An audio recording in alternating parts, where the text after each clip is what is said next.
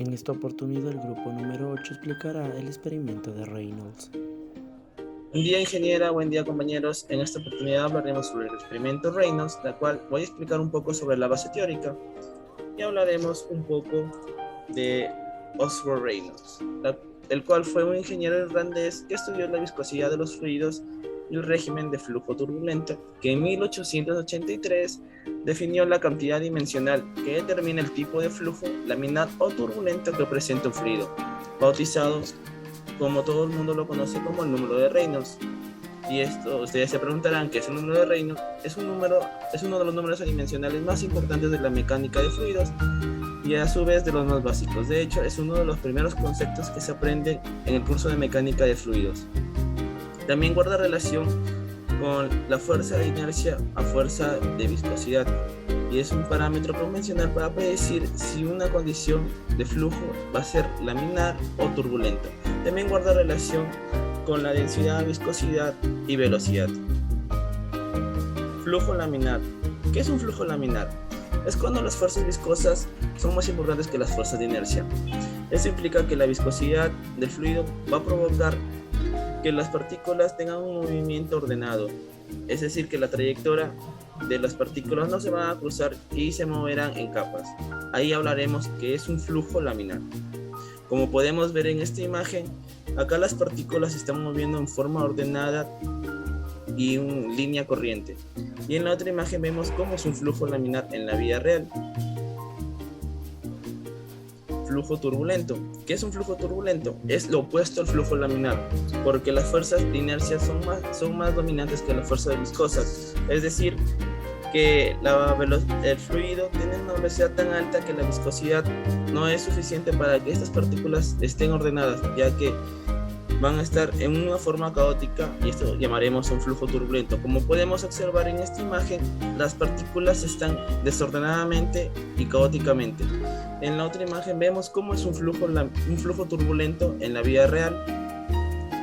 Bueno, continuando con el video, hemos encontrado dos ecuaciones del número de Reynolds, las cuales son que las fuerzas inerciales sobre las fuerzas viscosas, es decir, que la densidad del fluido por el diámetro interno de la tubería, por la velocidad entre la viscosidad dinámica del fluido, te va a dar el número de Reynolds, pero también te puede dar con esta otra fórmula, la cual es la velocidad por el diámetro sobre la viscosidad cinemática del fluido. Pero tenemos que tener en cuenta esta nota de acá, porque de acuerdo al valor que nos va a salir del número de Reynolds, si el valor de este te sale menos que 2300, hablaremos sobre que este flujo tiene un comportamiento laminar.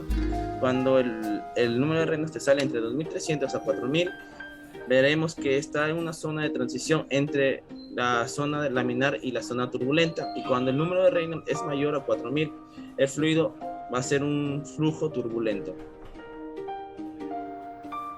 Materiales a utilizar: un bidón grande con caño, un balde con manguera transparente, una jeringa, una tinta, un conector de caño y una cinta teflón.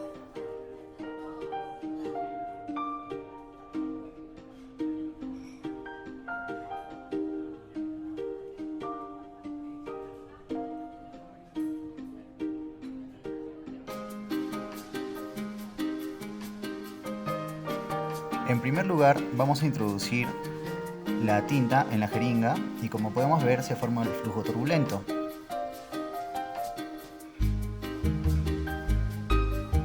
Bueno, el flujo turbulento es aquel en el que hay fluctuaciones en el flujo todo el tiempo, ¿no?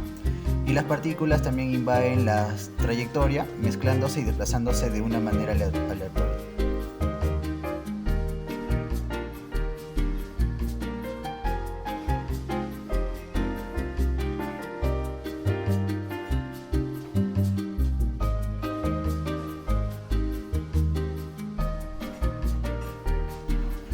Ahora vemos el flujo laminar, que es de forma directa y muy distinto al turbulento.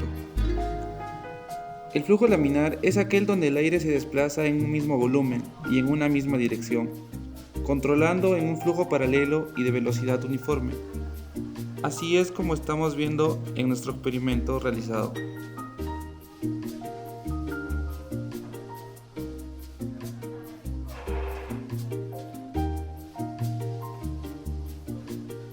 ¿Qué nos dice el problema? A través de un tubo de 6 pulgadas de diámetro fluyen 124 litros por segundo de agua con una temperatura de 15 grados centígrados.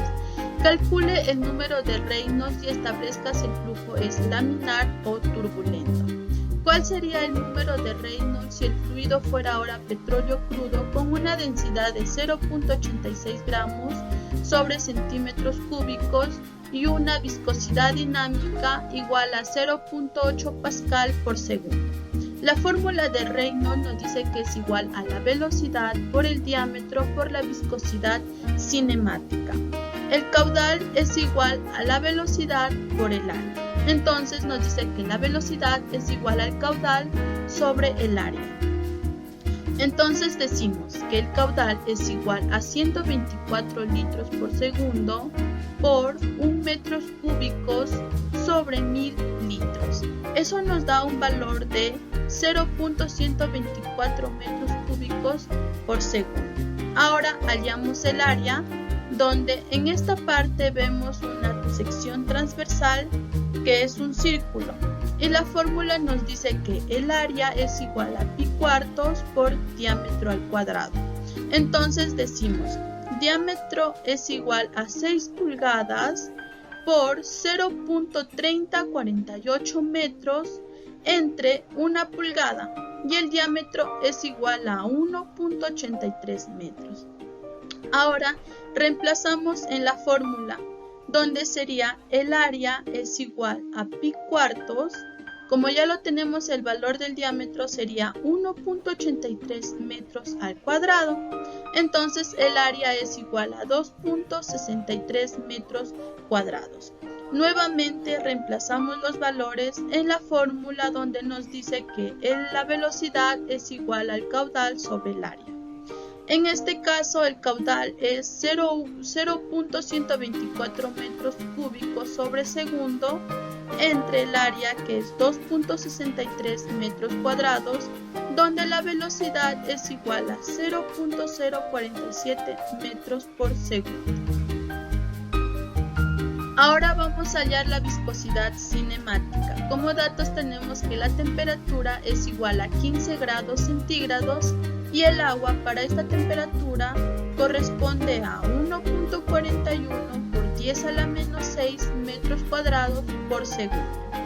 Reemplazamos en la fórmula y decimos que la velocidad es igual a 0.047 metros por segundo por 1.83 metros sobre 1.141 por 10 a la menos 6 metros cuadrados por segundo, y nos da un valor de 75.381.24. Nos dice que si el resultado es mayor que 4000, entonces es un flujo turbulento. Ahora nos dice que el fluido es con petróleo. Bueno, como datos tenemos que la densidad es igual a 0.86 gramos sobre centímetros cúbicos y su densidad cinemática es 0.8 pascal por segundo. Su velocidad es 0.047 metros por segundo y su diámetro es 1.83 metros. Ahora reemplazamos los datos y decimos que la velocidad es igual a 0.8 pascal por segundo entre 860 kilogramos por metros cúbicos, y nos da un valor de 9.30 por 10 a la menos 4 metros cuadrados por segundo.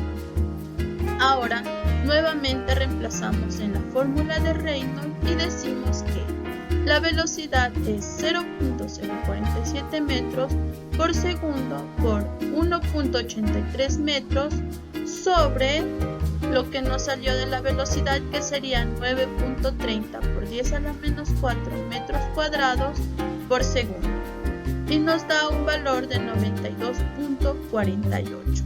Entonces es un flujo laminar. Bueno, como conclusiones, en ingeniería el número de Reynolds puede ser usado para determinar el esfuerzo que soporta una tubería. El régimen también de un fluido variará de acuerdo al atributo de los fluidos, la velocidad de este y el área transversal que atravesará.